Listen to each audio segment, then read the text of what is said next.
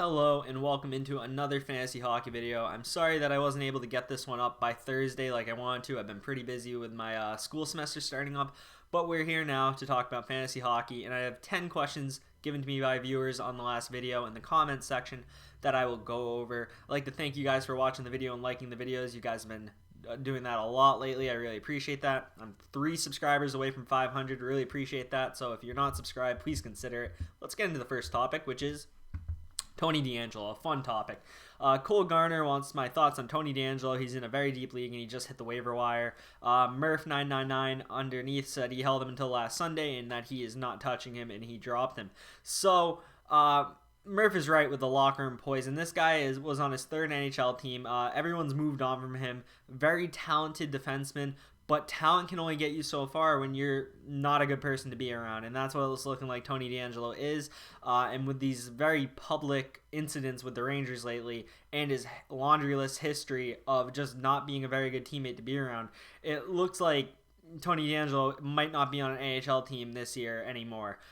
Waived by the New York Rangers. They were mocking him after he got cut or waived, and I just don't see a team bringing him into their locker room anytime soon. He needs some receipts, as some people would say, to the point where you can prove that he's turned it around as a person. He just doesn't have them. It's really there's not really a lot of upside to bring him into your locker room because he really tank a good thing like. New York's had a bit of a rough start, and I bet they're going to be better now that he's gone just because of the distraction that he was for them. So, cut bait with Tony DeAngelo. It's a bust. It's a bust. We then move on to Martin Necas. Matt Cardarelli, sorry for stumbling over your name. Thoughts on Necas with Carolina? I feel like it could be a big breakout season for him, or breakout season for him. But Martin Necas right now looks like he's going to miss some time. He had 5 points in 8 games. And, I think when Necas comes back, he is worthy of rostering. He's a player who, when he comes back, should be good to go and should only get better as the season goes on. What his ceiling is this year, I do not know, but I think if you're in a deeper league, Martin Necas is definitely worth owning when you have him on a roster. Only about 21 or 22, so I don't necessarily think this is the year where you're going to be like, wow, Necas is lighting the world on fire, but it could be next year or the year after. But definitely someone to monitor and own if you're in a deeper league. We then move on to another question. This one by Leonidas. Oh, I skipped one, but I'll go back to it. New Jersey's looking good with Lindy Ruff pushing an offense first game plan. Do you think Hischier is a good player to target before he comes back from an injury and blows up? Now, I'm not sure necessarily how much Nico Hischier would blow up if he was to get in the lineup this year. Now, he hasn't sustained any setbacks in recovery from a leg injury, but they don't really have a clear timetable on when Nico Hischier is going to be back on the ice playing for the Devils. So, personally, I'd wait for him to come back and see how he does because there's a good chance that he has a very slow start out the gate whenever he gets back on the ice, if he gets back in any reasonable amount of time to even consider him for fantasy. But so far, Nico Hischier, I'm not necessarily sure he's going to pop off this year. If he needs to pop off sooner rather than later, he's getting to that window where, you're your first overall pick. You're either going to have to turn to a star soon or he probably never will. But solid player when he's out there. He just needs to get out there, and then I can evaluate from there. It's kind of hard to evaluate because of the weird circumstances of the season, but Hischier's a player to watch when he comes back. I'm not sure I'd be bullish on him, though. We then go to this one, Hertl. That's my pick. Matt Cardarelli again. Is it time to cut bait with Thomas Hertl? I'm so impressed with the Sharks. I'd say do not drop Thomas Hertl, but I think he might be good to package in a trade. Maybe do like a 2-player trade, like maybe Hertl and someone who's overperforming for a more established name. What that name could be, I don't know, but I'm not the biggest on Hertl right now either.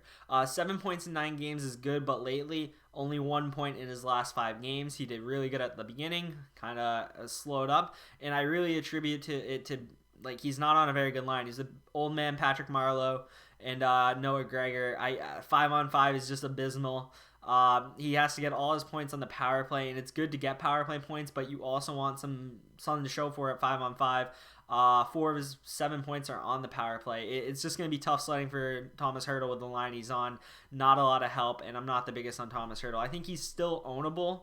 I don't expect him to have 1 point in every next 5-game stretch. Like, he's more of a 3-point in 5-game type of guy. He'll pop off for a big game here and there. So he's worth owning, depending on how deep your league is, that is. But I think he's a guy I'd want to package in a trade to get someone who's better than the two players I am packaging them with. So that's my thoughts on Thomas Hertl. He's a very talented player. It's just what he's got going around him is not the best, or for fantasy at least. He sure already talked about. And then we get into Backstrom and Malkin. Cole Garner asked this: should I try to move him for a guy like Malkin? I'd say yes. I think Backstrom is one of these players. You look at his track record here. Only one season above a point per game, maybe two if I'm reading it right. But, Malkin, just look at it. He went like the last 8 or 9 years being above a point per game. I believe he's been above a point per game since 2011, 2012, if I'm reading that right. No, 2013, 2014. The track record shows Malkin should get back on pace. He is 34, but Backstrom is also 33. I don't really think Malkin's going to stay at a point every other game pace. I could see the script flipping here. If you were to ask me today, who would I rather have, Malkin or Backstrom going forward? I'm saying of getting Malkin 8 out of 10 times, I'd say. There's a chance Backstrom does perform better than Malkin the rest of the year, but I put my money on Malkin, so I would do that trade. But definitely can understand someone who might say, I'd rather have Backstrom because I want to ride the hot start in a short season. Me, on the other hand, I'd put my money on Malkin outperforming Backstrom for the remainder of the season. We then move on to Ryan Brown asked a laundry list of questions again, but he asked good ones, so, I answer. Ryan Brown's first question that he asked, or he asked like 12, but I only picked like 3. Is this McAvoy's year to be an elite point getter? And I'd say yes. So far, McAvoy has done so much damage at 5-on-5, and I think the reason is he's not playing with Char anymore. And Char's not terrible. Like that's not what I'm saying here. But Char is a slow skater, and when you have a very slow skater as your D partner, you can't necessarily go as far up into the play as you want because you are not going to be able to track back in time, and Char would get burnt quite frequently if McAvoy left him on an island. It was happening a lot, which is why McAvoy was playing more of a stay-at-home role compared to the rover that he should be. And you're seeing when McAvoy is given free roam with a serviceable defenseman like Jeremy Lauzon or Matt Grzelcyk who can skate and keep up with other elite forwards in the league. McAvoy has more free roam, and you're seeing he has 10 points in 11 games, which I think is... I think it's a little over his head, but I think you could see McAvoy being at like a 0.75 point per game pace, which is very good for a defenseman. So I'd say he's going to be probably in the top 10 point getters for defensemen at the end of the season, which would be a huge improvement for him because in his first few years, he has not been an elite point getter. You've seen flashes of brilliance, but because he had to stay at home playing with Zdeno Chara, he was not afforded the luxury of being able to put up high point totals. And if he can stick on this first power play unit, it will be interesting to see what happens when Matt Grzelcyk gets healthy. But if he sticks on that first power play unit, 110% he has a chance to be a top 5 fantasy defenseman, but I think he'll end up being a top 10 fantasy defenseman with how things are going so far. We move on to Ryan Brown's next question. This is Theodore versus Pietrangelo. This one's simple to me. It's Shea Theodore. During the preseason, I went from being kind of like, oh, Pietrangelo will be good, to then realizing, well, Shea Theodore is there. I think after the playoffs he had last year offensively, he's going to be the guy on the first power play. He was going to outscore Pietrangelo, and he's the guy I would rather own in the Vegas D-Corps. It's Shea Theodore. So far, Shea Theodore has 8 points in 8 games, a point per game, about what he was doing when he left off in the playoffs. And then you got Pietrangelo, respectable 4 points in 7 games, which is not bad considering he's not on the first power play unit like he was in St. Louis. Pietrangelo is a good third or fourth defenseman on your team, but Shea Theodore is in that 1 to 2 spot on your fantasy roster, and Shea Theodore is the guy. We then move into Ryan Brown's next question is, should we expect the Larkin to run at his regular pace? I think you could see Larkin maybe even improve upon his pace. Another year older, he's just been looking better and better in the league every year, in my opinion, as a complete player. Detroit needs to get more help. I think the Tyler Bertuzzi and Anthony Mantha combo with Dylan Larkin is pretty solid, however.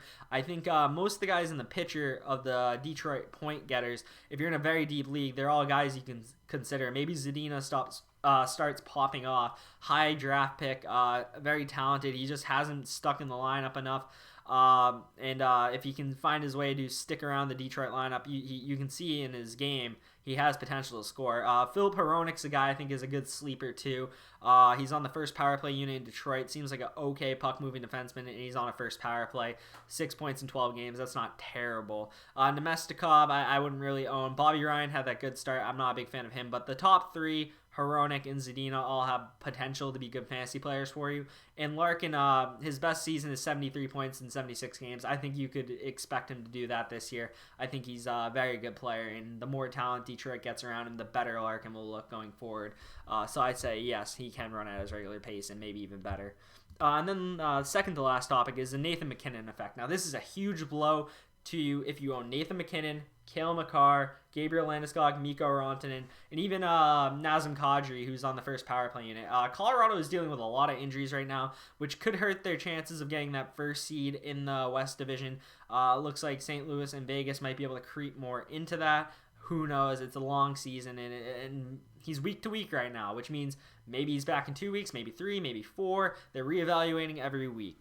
But it's just kind of a pain. Like, I own Makar in 2 of my leagues, and he got a point in the one game that MacKinnon didn't play, and MacKinnon's only missed 1 game so far. Landeskog and Rantanen were held off the score sheet. Colorado was able to win, but they're probably not going to be putting up the high goal totals that they are capable of putting up that often now, and that just means that everyone's value goes down. And honestly, if you have someone in your league who may not be as keen on following injury reports and they don't realize MacKinnon is out, you might be able to sell them for something that's similar. But at the same time, I feel like most people are going to be pretty knowledgeable on this injury, and they're not going to want to touch Landeskog and Rantanen.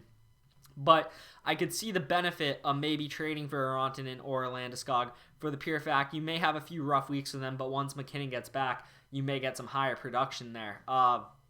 It really depends on how good your roster is, and if you can hold a kind of like a crap player, not a crap player, but a player underperforming on your roster. Like, how good's your roster? Can you afford to take that?